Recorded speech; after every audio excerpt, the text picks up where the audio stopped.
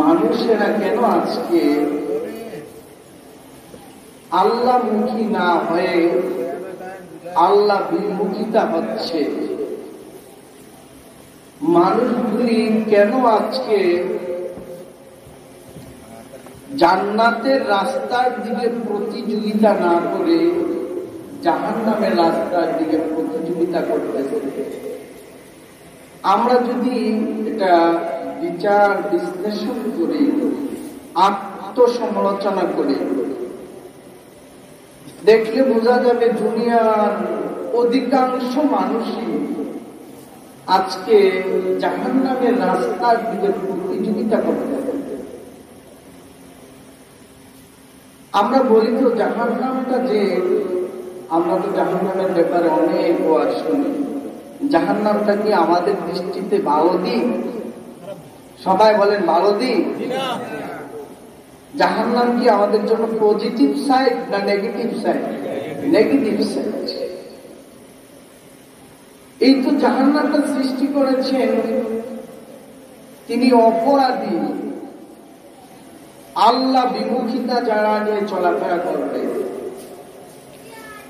যারা নাফরমানি জীবন এই দুনিয়াতে কাটাবে, রব চাই জিন্দিগি বাদ দিয়ে যারা মন চাই জিন্দিগি করবে, যারা আল্লাহর আইন মানবে না, আল্লাহর বিধান মানবে না, আল্লাহর সংবিধান মানবে না, আল্লাহর হুকুম মানবে না, আল্লাহর আদেশ মানবে না, তাদেরকে শাস্তি দেওয়ার জন্য আল্লাহ তাআলা এই জাহান্নাম সৃষ্টি করেছে। এটা অত্যন্ত ভয়ানক একটা পরিস্থিতির জায়গা। আমরা দুনিয়াতে আছি, আমরা এই জাহান্নামটাকে উপলব্ধি করতে পারতেছি না। আজকে আমরা যদি কবরে যেতাম, অথবা কবর থেকে যদি একটা লোক আসতো এই দুনিয়াতে, দুনিয়ার মধ্যে আয়েশা যদি বলতো যে আমি তো কবরে গিয়েছি, কবরের এই এই অবস্থা, এই হাল, এই হাকিকত,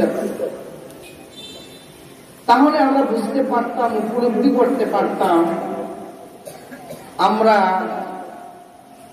যে কবরের অবস্থাটা কি, জাহান্নামের অবস্থাটা কি, পরকাল জিনিসটা কি। আমরা তো এই দুনিয়ার খেল খায়েশ, হাসি তামাশা, আনন্দ ফুর্তি, চিত্ত বিনোদন, এইগুলি আমাদেরকে আল্লাহর রাস্তা থেকে আমাদেরকে অনেক দূরে রাখতেছে, যার কারণে আমরা অন্যায়, অপরাধ, গুনাহ, পাপ, এই সমস্ত কাজগুলি করতে আমরা বিন্দু মাত্র দ্বিধাবোধ করি। একটা মানুষ আরেকটা মানুষকে খুন করতে দ্বিধাবোধ করে না।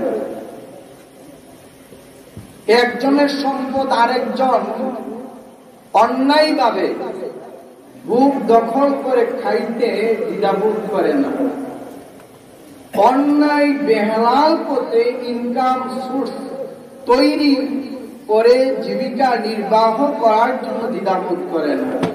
এই সমস্যাগুলি আমাদের সমাজে আছে না নাই? সবাই কথা বলেন, আছে না নাই? আপনারা যদি একটু কথা বলেন, আমি মনে হয় না বেশি সময় পাবো, আমার কথাগুলি বলতে সুবিধা হবে। আমাদেরকে আল্লাহ রাব্বুল আলামিন এই জাহান্নামের রাস্তায় প্রতিযোগিতা না করে তিনি আমাদেরকে বলেছেন জান্নাতের রাস্তায় প্রতিযোগিতা করার জন্য। আমরা আমাদের যে জবান, এই জবানটাকে আমরা সঠিকভাবে ব্যয় করতে পারি না। আমাদের সমাজে মিথ্যা কথা আছে না? বলুন, আছে না? কেউ যদি মিথ্যা কথা বলে, একটা মিথ্যা কথার কারণে তার মুখ থেকে এমন দুর্গন্ধ আসে, রহমতের ফেরেশতাগুলি তার কাছ থেকে 40 মাইল দূরে চলে যায়। সুবহানাল্লাহ বলবেন না নাউজুবিল্লাহ বলবেন? সুবহানাল্লাহ বলবেন না নাউজুবিল্লাহ বলবেন? এখন এই মিথ্যার কথাটা যদি চিন্তা করি, একদম আমার পরিবার থেকে শুরু করে সর্বোচ্চ পর্যায় পর্যন্ত মিথ্যা দিয়ে আজকে সবকিছু সাজানো হচ্ছে।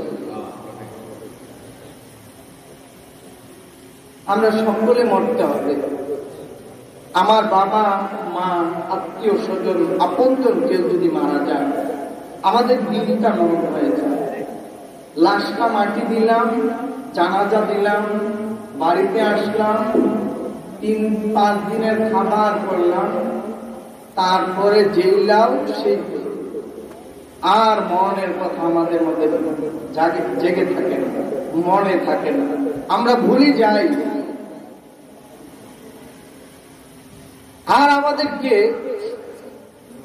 আল্লাহ রাব্বুল আলামিন এই সমস্ত ধরনের জাহান্নামে গেলে যে সমস্ত বিষয়গুলি আমাদের জন্য সহজ হয়ে যায়, এই কাজগুলি আমাদেরকে পরিহার করতে হবে। দরকার আছে না নাই? কথা বলেন, আছে না নাই? আমাদের সমাজে সুদের সয়লা। ওদিনকে আমাকে এক লোক বলল, 100 টাকায় বিকালে দিলে 10 টাকা আমাকে লাভ দিতে হবে। নাউজুবিল্লাহ বলেন। ঘুষ না দিয়ে চাকরি হয় না। সাধারণ লেভেলের নেতৃবৃন্দও ঘুষ ছাড়া আমার দেশে বিচার। আমরা চিন্তা করলে দেখা যায় আমাদের জীবনের প্রত্যেকটা কাজে আমরা জাহান্নামের দিকে দৌড়াচ্ছি না? এ সমস্ত কাজগুলি থেকে আমাদেরকে বিরত থাকতে হলে আল্লাহ রাব্বুল আলামিন আমাদের সকলকে এই জাহান্নামের ভয়, জাহান্নামের যে লেলিহান শিখা গুণের হবে, জাহান্নামের যে কি ভয়াবহতা, নবী করিম সাল্লাল্লাহু আলাইহি ওয়াসাল্লাম যখন জাহান্নামের বয়ান করতেন, সাহাবায়ে কেরাম ডুকরে কাঁদতেন। সাহাবায়ে কেরামরা নবীজিকে যারা দেখেছেন, ঈমানের সাথে যারা বিশ্বাস করেছেন, তাদেরকে সাহাবী বলা হয়। আর নবীজির প্রত্যেকটা সাহাবী জান্নাতি। সুবহানাল্লাহ বলেন, আরো জোরে বলেন সুবহানাল্লাহ। নবীজির প্রত্যেকটা সাহাবী জান্নাতি।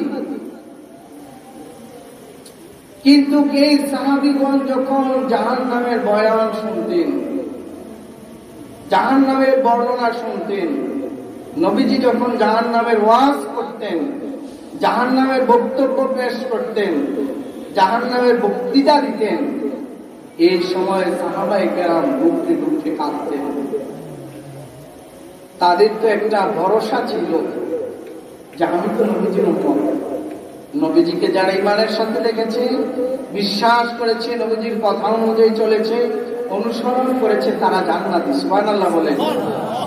এই জান্নাতি মানুষগুলি যদি জাহান্নামের কথা, বর্ণনা, বয়ান শুনে ডুকরে কাঁদতেন, চোখের পানি জোর করে ফেলে দিতেন, তাদের যদি এই হাল হয়, আমার আর আপনার তো উঠবেই নাই, আমার আর আপনার তো হিসাবই নাই। আমি আপনি কোন কাতারে আছি এবার দেখেন, আমি আপনি কোন কাতারে আছি দেখেন। এই জন্য মোহতারাম মুহাজিরিন, আল্লাহ তাআলা আমাদের সকলকে জাহান্নামের ভয়াবহতা, জাহান্নামের দখল থেকে, জাহান্নামের কষ্ট থেকে আমাদের সকলকে যেন হেফাজতে রাখে। আমরা বলি আমিন। আওয়াজ দিয়ে বলি আমিন। এই দুনিয়াতে আমি আপনি অনেক ভালো, অনেক সফলতার মধ্যে আছি। আমি দাঁড়াইলেই চেয়ারম্যান হয়ে যাই, আমি দাঁড়াই বিনা ভোটে এমপি হয়ে যাই, আমার কাছে সমস্ত ক্ষমতা। ইচ্ছা করলে আমি অনেক কিছু খাইতে পারি। যদি এই মুহূর্তে অনেক লোক আমার দেশের ইচ্ছা করে যে আমি হরিণের গোশত দিয়ে আগামীকালকে দুপুরে লাঞ্চ করবো, তার দ্বারা সম্ভব। দুনিয়াটা তার মধ্যে এত সফলতা, এত নাজ নিয়ামত নিয়ে সে দুনিয়াতে আসছে। আমার কথা আপনারা বুঝেন? আওয়াজ বলেন, বুঝেন? কিন্তু যে লোকটা দুনিয়াতে হরিণের গোশত দিয়া আজকে বলেছে আগামীকালকে দুপুরে লাঞ্চ করতে পারবো, আমি আপনি হরিণের গোশত দিয়া ভাত খাওয়া অনেক দুঃসাধ্য ব্যাপার। আমরা যারা এখানে উপস্থিত হয়েছি, একটা লোককেও বললে বলতে পারবেন না যে আমি হরিণের গোশত খেয়েছি। আছেন কেউ? আপনি খাইছেন, ধন্যবাদ। কিন্তু এই লোকটা যদি কাল কিয়ামতের দিন কঠিন মুসিবতের কালে ধরা পড়ে যায়, তার যদি সফলতা না আসে, তার জীবনটা যদি ব্যর্থ হয়ে যায়, এই দুনিয়াতে ভালো থাকার কোন মূল্য আছে? সবাই কথা বলে, মূল্য আছে? কোন মূল্য নাই। তো এই দুনিয়াতে কষ্টে দিনাতিপাত করেছে, অতিবাহিত করেছে, এই লোকটা পরকালের ময়দানে যদি নাজাত পেয়ে যায়, এই দুনিয়াতে ব্যর্থ থাকার পরেও সে পরকালের সফল। কারণ পরকালের জীবনটা হলো একটা স্থায়ী জীবন, আমাদের এই জীবনটা হচ্ছে একটা অস্থায়ী জীবন।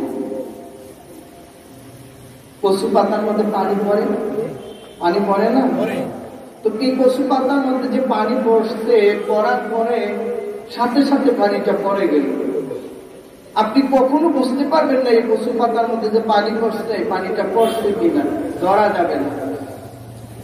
কবি বলেছিলেন যে মানুষের এই দুনিয়ার জীবনটা হচ্ছে পশু পাতার পানির মতো একটা জিন্দেগি। তুমি যে দুনিয়াতে ছিলা, এই দুনিয়াটা একদম নিশানায় নিদর্শনটাই থাকবে না। এইরকম দৃষ্টান্ত আমাদের সমাজে আছে না নাই? আজকে যদি আপনাদেরকে জিজ্ঞেস করি আপনার দাদার দাদা, দাদার দাদা, দাদার দাদা, দাদার দাদা 5 পীর নাম বলেন, কেউ বলতে পারবেন না, আমিও বলতে পারবো না। এই দুনিয়াতে আমি কেন জাহান্নামের দিকে এত প্রতিযোগিতা করতেছি? আল্লাহ রাব্বুল আলামিন যেন আমাদের সকলকে সফলতার জিন্দেগি দান করে, আমরা বলি আমিন।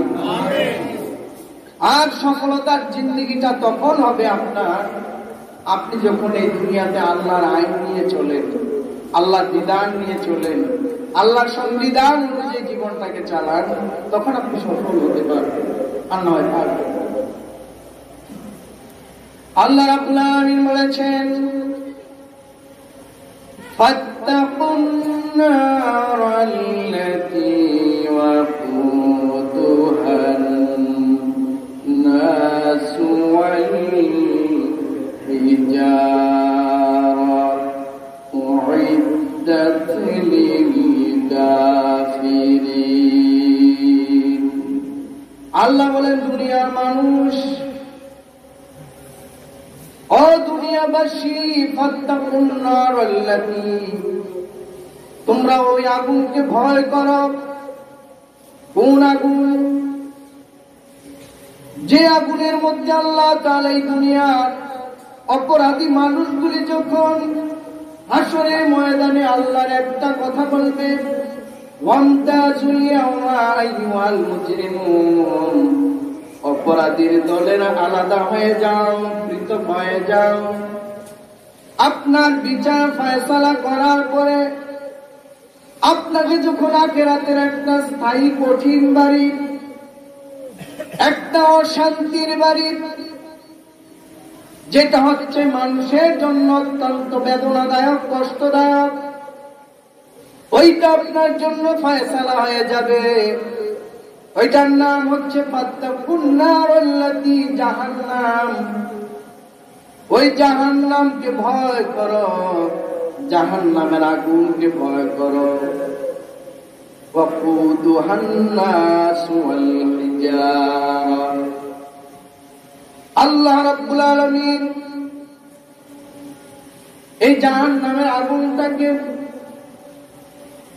অপরাধী, গুনাহগার, পাপী, বেঈমান, নাফরমান, মুরতাদ, মুশরিক, মুনাফিকদেরকে শাস্তি দেওয়ার জন্য সৃষ্টি করেছেন। আল্লাহ বলেছেন ওই দুনিয়া আখিরাতে যাদের জন্য জাহান্নাম অবধারিত হয়ে যাবে, ওই জাহান্নামের আগুনটাকে আমি আল্লাহ তাআলা প্রজ্বলিত করব, উত্তপ্ত হবে, ধাউ ধাউ করে জ্বলবে, আগুনের লেলিহান শিখা আরো প্রখর হবে, কঠিন হবে। ওয়াকুদুহান নাস ওয়াল হিজারা, আল্লাহ তাআলা মানুষকে শাস্তি দেওয়ার জন্য জাহান্নামের আগুনটাকে যখন ইন্ধন করবেন, এই ইন্ধনটা করা হবে পাথর দিয়া। পাথর যখন জাহান্নামের আগুনের মধ্যে ফেলানো হবে, জাহান্নামের আগুনটা দাউ দাউ করে ইন্ধনটার উত্তপ্ত হতে থাকবে। বলি নাউজুবিল্লাহ। জোরে বলেন নাউজুবিল্লাহ, আর জোরে বলেন নাউজুবিল্লাহ। উইদ্দাত লিল কাফিরিন, আল্লাহ তাআলা বলেছেন, বুঝিয়ে দিচ্ছেন সহজ কোরআনের আয়াত। এই জাহান্নাম আমি কোন মুসলমানদের জন্য বানাই নাই, এই জাহান্নাম আমি কোন মুমিনের জন্য বানাই নাই, এই জাহান্নাম আমি কোন মুত্তাকি বান্দার জন্য বানাই নাই, এই জাহান্নাম আমি কোন আল্লাহওয়ালার জন্য বানাই নাই, এই জাহান্নাম আমি কোন নবীওয়ালার জন্য বানাই নাই। এই জাহান্নাম আমি কার জন্য বানিয়েছি জানো? উইদ্দাত লিল কাফিরিন, যারা আমাকে বিশ্বাস করবে, যারা আমার নবীকে বিশ্বাস করবে, আখিরাতকে বিশ্বাস করবে, পরকালকে বিশ্বাস করবে, এই দুনিয়াকে প্রাধান্য দিয়ে চলবে। আল্লাহ তাআলা বলেছেন উইদ্দাত লিল কাফিরিন, এই কাফেরদেরকে শাস্তি দেওয়ার জন্য আমি আল্লাহ তাআলা হাশরের ময়দানে তাদের বিচার ফয়সালা করার পরে শাস্তি দেওয়ার জন্য জাহান্নাম তৈরি করেছি, প্রস্তুত করেছি। নাউজুবিল্লাহ। এই জাহান্নাম কি মুসলমানদের জন্য বানাইছে? সবাই কথা বলেন, মুসলমানদের জন্য বানাইছে? বানাই। কিন্তু দেখা যাবে অনেক মুসলমান, নামদারি মুসলমান, পরকালের ময়দানে দুনিয়াতে সে মুসলমানের নাম দিয়ে চলেছে, এই মুসলমানের নাম থাকার কারণে অনেক মারহাবা পেয়েছে, কিন্তু পরকালে দেখা যাবে তার নামটা মুসলমানের খাতায় নাই, মুনাফিক, মুশরিক, বেঈমান, কাফেরদের খাতায় তার নামটা লেখা হয়ে গিয়েছে। নাউজুবিল্লাহ বলেন।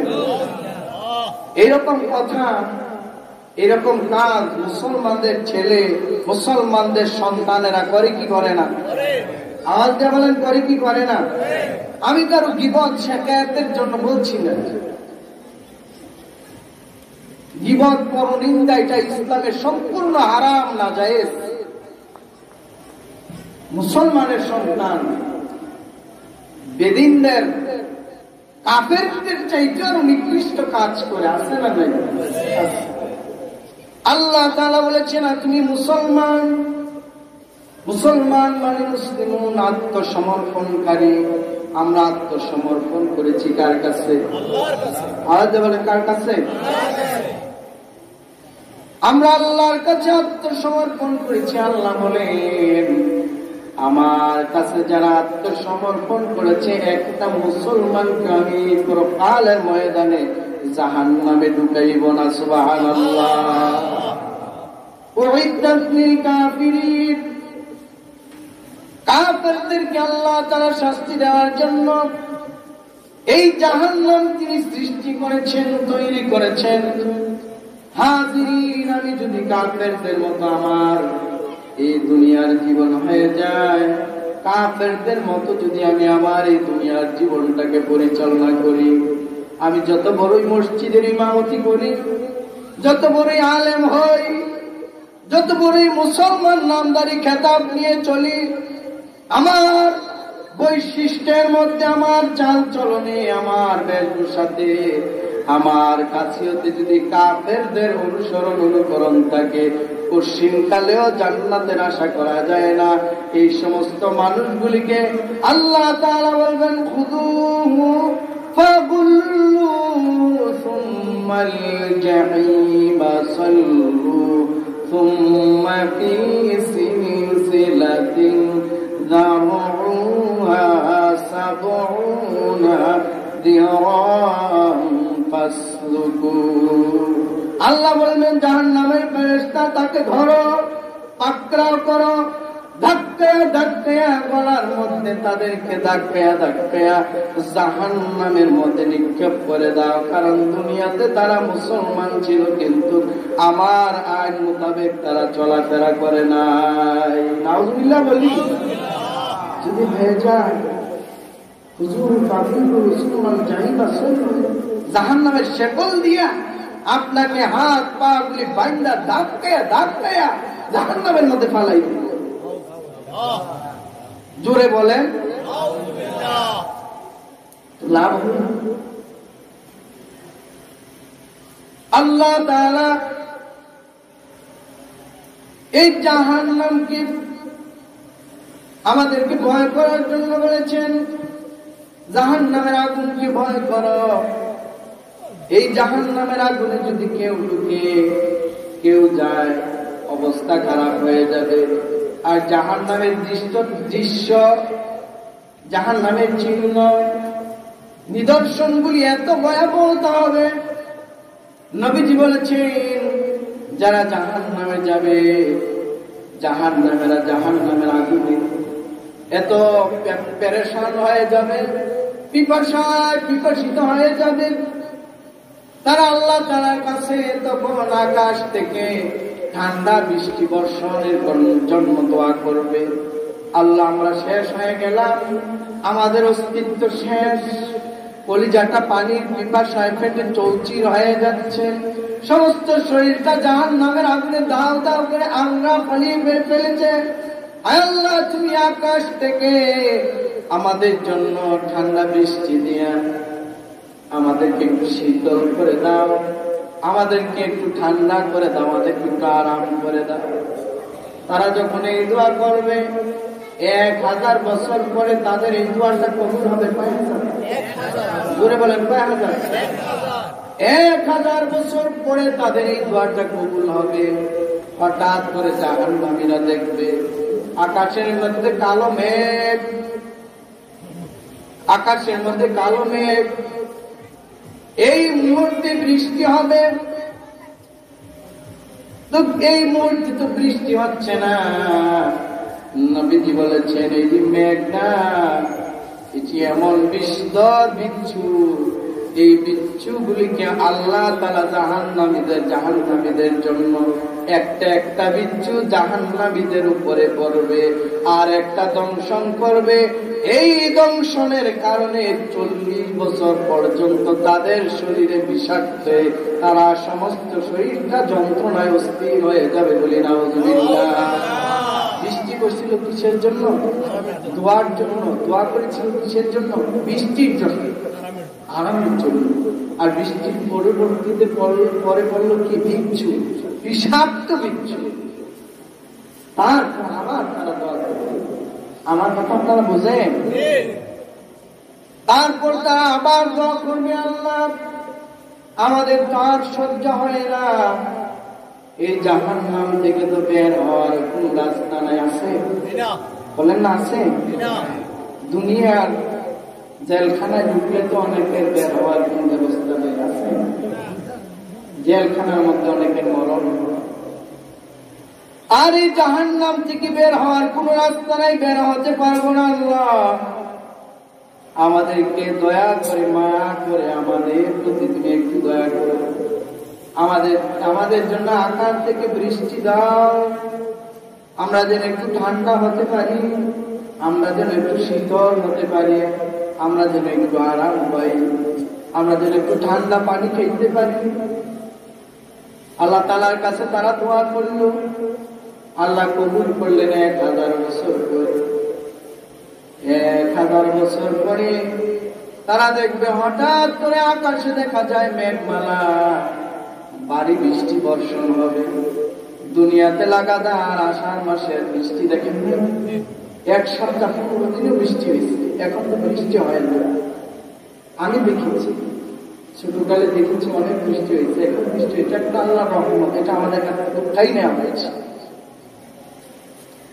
তার আল্লাহর কাছে দোয়া করেছে, মেঘমালা এখনই ভারী বর্ষণ বৃষ্টি হবে, জাহান্নামের আগুন নিভে যাবে, জাহান্নামের আগুন থাকবে না, তারা আরামে এখানে বসবাস করতে পারবে। তো আল্লাহ দোয়া করেছেন, কিন্তু এটা তো বৃষ্টির মেঘমালা না, এটা তো কোনো ঠান্ডা জাতীয় বৃষ্টি না, বরফ না। হঠাৎ করে তাদের উপরে একটার পর একটা বৃষ্টির ফোঁটা পড়বে না, একটার পর একটা বিষাক্তদর সাপ একটার পর একটা জাহান্নামী মানুষদের উপরে পড়তে থাকবে। জোরে বলে নাউজুবিল্লাহ। সাপ দেখলে আমাদের ভয় লাগে না? এখন যদি আপনাদের সামনে একটা পালক সাপের বাচ্চা ছেড়ে দেয়, একটা আমাদের বসে থাকবেন? বসে থাকবেন। এ কথাগুলি কিচ্ছা না, বানোয়ার কোন কথা না, সহিহ হাদিস থেকে কথাগুলি বলবো। আল্লাহু আকবার। জোরে বলেন আল্লাহু আকবার। আরো জোরে বলেন আল্লাহু আকবার। এই সাপগুলি এই জাহান্নামে মানুষগুলির উপরে পড়বে, পড়ার পরে সমস্তটা শরীরকে পেঁচায়া ধরবে, তাদের পেঁচানো থেকে ছুটতে পারবে না, একটা দংশন করবে, এই দংশনের কারণে 70 হাত মাটির নিচে চলে যাবে। নাউজুবিল্লাহ। কয় হাত? 70 হাত। দংশনের শর্ট, কারেন্টের শর্ট লেগে দেখবেন এখান থেকে লাঠি দিয়ে 10 হাত দূরে ফেলায়, এরকম হয় না?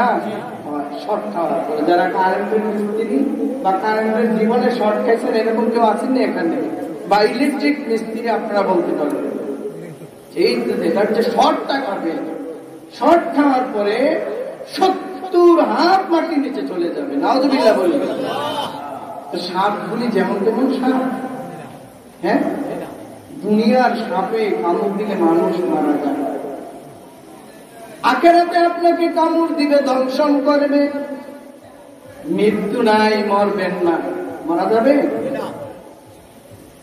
আর একটা দংশনে আপনার সমস্ত শরীরে অস্থির হবেন, যন্ত্রণা অনুভূত হবে 40 বছর পর্যন্ত। বলি নাউজুবিল্লাহ। কয় বছর? আর দুনিয়াতে যদি আপনাকে একটা বিষাক্তদর সাপে কামড় দেয়, সর্বোচ্চ 10 মিনিটের মধ্যে, এমনও বিষাক্তদর সাপ আছে 10 মিনিটের মধ্যে শেষ, নাই, মারা যায়, বডিটা ডেড বডি হয়ে যায়, লাশ হয়ে যায়, জানাজা দিয়ে কবর দিয়ে দাফন করে সবাই চলে আসতে হয়। হাসরের ময়দানে আপনাকে জাহান্নামের যে সাপগুলি দংশন করবে, কামড় দিবে, এই কামড়ে কিন্তু আপনি মরবেন না, একটা কামড়ে আপনি 40 বছর পর্যন্ত যন্ত্রণায় কাতর হয়ে চিল্লাইতে থাকবেন। আল্লাহর কোনো দয়া হবে না, মায়া হবে না, জাহান্নামের ফেরেশতাগুলি আপনার দিকে দয়ার নজরও তাকাইবে না। নাউজুবিল্লাহ বলেন।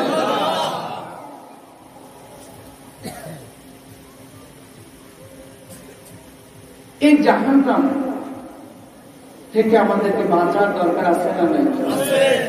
আওয়াজ দিয়ে বলেন আছে না নাই? যদি বাঁচতে চাই তাহলে কি করতে হবে? আল্লাহ আমাদেরকে যেভাবে বলেছেন সেভাবে চলতে হবে, হবে না? নবীকে যেভাবে নবী যেভাবে বলেছেন আমাদেরকে সেভাবে চলতে হবে, পারা যাবে না। এজন্য আল্লাহ বলেছেন, ফাত্তাকুন নারাল্লাতী ওয়াকুদুহান নাস ওয়াল হিজারা, জাহান্নামের আগুনকে ভয় পাচ্ছেন। পয়গম্বর ঈসার নাম শুনছেন? ঈসা আলাইহিস সালামের নাম শুনেন নাই? যিনি মা পিতা ছাড়া এসেছেন এই দুনিয়াতে। এটা ঈসা আলাইহিস সালামের একটা শ্রেষ্ঠ মুজিজা। পয়গম্বর ঈসা আলাইহিস সালাম এক গ্রামের পাশ দিয়ে যাচ্ছেন। বলবো কথা না বলবো না? সবাই বলতে হবে, বলবো কি বলবো না? একটা গ্রামের পাশ দিয়ে যাচ্ছে। আমরা এক গ্রাম থেকে আরেক গ্রামে যাই না, একটা গ্রামের পাশ দিয়ে যাচ্ছি। উনি তো পয়গম্বর, উনি তো নবী, উনি তো কোনো সাধারণ মানুষ না।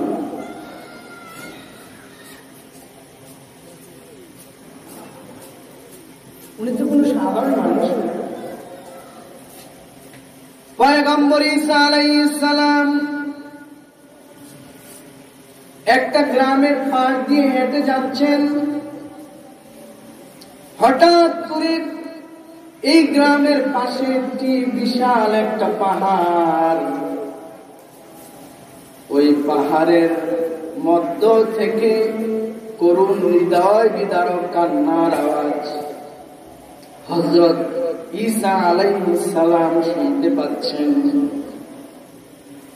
পাহাড়ের কাছে গেলেন, যাওয়ার পরে দেখে পাহাড়ের মধ্যে কোনো মানুষ নাই। এই কান্না কোনো মানুষের হতে পারে না, এই কান্না দুনিয়ার কোনো মানুষের না। তিনি দেখেন যে পাহাড় মাটির তৈরি, পাহাড়ের তৈরি পাহাড়, এইটা কোনো মানুষের কান্নার আওয়াজ না, স্বয়ং এই হৃদয় বিদারক করুণ কান্নার আওয়াজটা, ভয়ঙ্কর কান্নার বিলাপ, এটা পাহাড়ের কান্নার বিলাপ। পয়গম্বর ঈসা আলাইহিস সালাম আশ্চর্য হয়ে গেলেন, হতবিম্ব হয়ে গেলেন, তিনি থমকে গেলেন। এইটা কি অবস্থা? মানুষে না কাঁদে? আমি তো নবী পয়গম্বর ঈসা পাহাড়কে কোনদিন কাঁদতে দেখি নাই, শুনতে দেখি নাই। হযরত ঈসা আলাইহিস সালাম একেবারে স্তব্ধ হয়ে গেলেন, পাহাড়ের পাশে দাঁড়িয়ে আছেন। একটু দূরেই কিছু বাড়িঘর দেখা যায়। ওই বাড়িঘরের মানুষগুলিকে জিজ্ঞেস করলেন, এই পাহাড়টা কাঁদে কেন? এই কান্নার আওয়াজ কি আসলে পাহাড়ের কান্নার আওয়াজ, পর্বতের কান্নার আওয়াজ? তারা বললেন, হ্যাঁ, এটা পাহাড়ের কান্নার আওয়াজ। ঈসা পয়গম্বর বললেন, তোমরা কতদিন পর্যন্ত এই কান্নার আওয়াজ শুনবে? আল্লাহু আকবার। তারা বলল, পয়গম্বর ঈসা আলাইহিস সালাম, আমরা যখন থেকে এই পাহাড়ের পাদদেশে আইসা বাড়ি করেছি, যতদিন পর্যন্ত বসবাস করতেছি, যতদিন পর্যন্ত থাকতেছি, ততদিন পর্যন্ত এই পাহাড়ের করুণ বিলাপ কান্নার আওয়াজ আমরা শুনতে পাচ্ছি। সুবহানাল্লাহ। জোরে বলেন সুবহানাল্লাহ। জোরে বলো সুবহানাল্লাহ।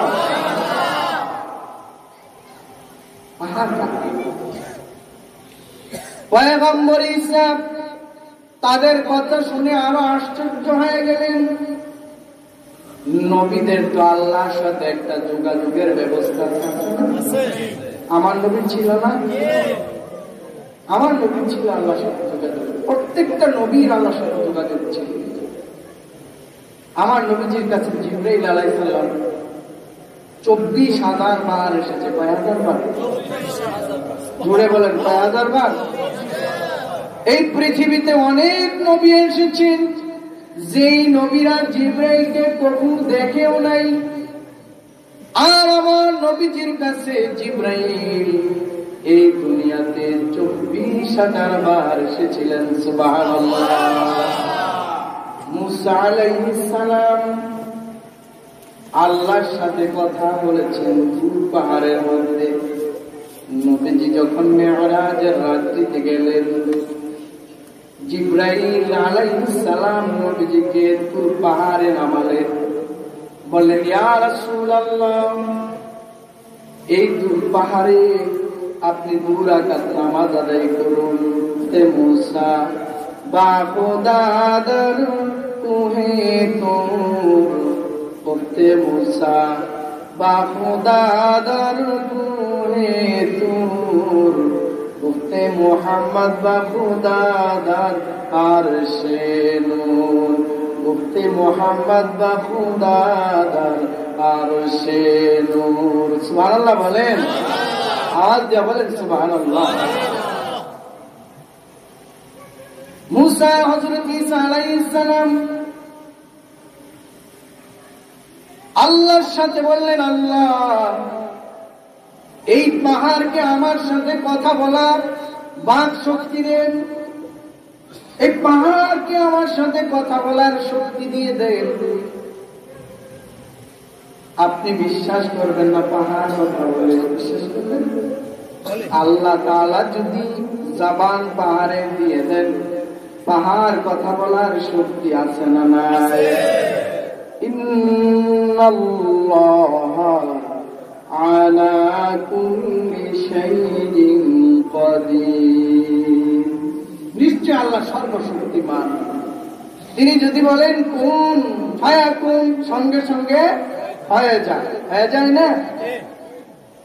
আল্লাহ মুসা ঈসা আলাইহিস সালাম আল্লাহকে বললেন, আল্লাহ এই পাহাড় কেন কান্না করে আমি জানতে চাই, এই পাহাড়কে আমার সাথে কথা বলার অনুমতি দিয়ে দেন। আল্লাহ বললেন, ঈসা আলাইহিস সালাম যাও, আমি তোমার এই দরখাস্ত কবুল করে নিলাম। পাহাড়কে আল্লাহ তাআলা ঈসা আলাইহিস সালামের সাথে কথা বলার জন্য অনুমতি দিয়ে দিলেন। সুবহানাল্লাহ বলেন। ঈসা আলাইহিস সালামের সাথে পাহাড় কথা বলা শুরু করলো।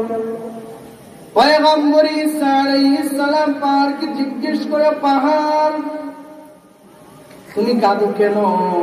তোমার তো কোনো হিসাব নিকাশ নাই, তোমার তো কোনো বিচার হবে না, তোমার তো কোনো শাস্তি নাই, আযাব গজব কিছুই নাই। সুবহানাল্লাহ বলেন। পাহাড় ঈসা আলাইহিস সালামের সাথে কথা বলছেন, ও পয়গম্বর ঈসা, আপনি জানেন আমি কাঁদি কেন? আমি জানেন আমি কিছু করার শক্তি নাই, আমার কথা বলার শক্তি নাই, আমি কিছু করতে পারি না। কিন্তু এই দুনিয়াতে আল্লাহ তাআলা মানুষকে একটা ইচ্ছা শক্তি দান করেছেন, আর মানুষকে বলেছেন একমাত্র আল্লাহর ইবাদত করার জন্য। কার? আল্লাহ বলেন কার? আল্লাহ তাআলা বলেছেন, মা খলাকতুল জিন্না ওয়াল ইনসা ইল্লা লিয়াবুদুন, আমার ইবাদত করে।